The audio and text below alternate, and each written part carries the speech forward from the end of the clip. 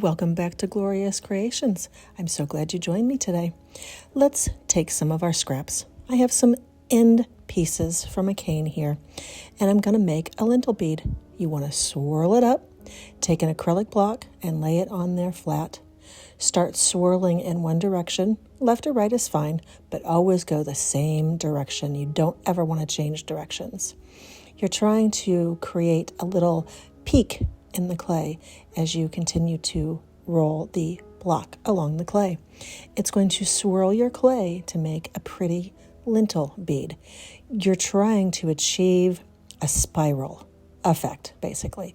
You see how that point is starting to form and it's getting shaped almost like a top. When you like it and you're happy, press down.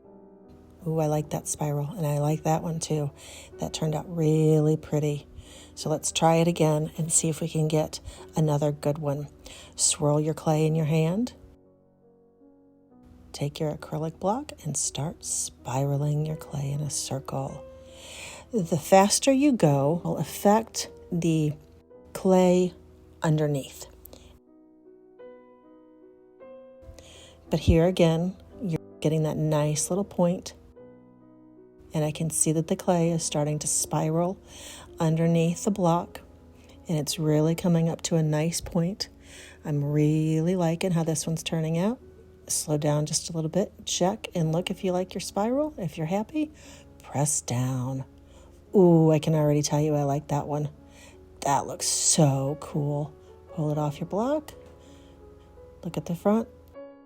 I'm not as happy with the back on that one, but I really like the front of this one. Okay. One more. Again, just scrap clay that's leftovers. Hey, it's an easy way to use your scraps and make something pretty. I'm going to spiral it. And this time I'm going to speed up a little bit. And you can see how when I'm going a little bit faster, the clay gets more oblong. But I'm getting a nice point right here. And that's when I decide to start speeding up and go faster. See how it's changing the clay underneath? It's not staying quite as circular. Yeah, it's becoming more oval in shape. Check it. I like it.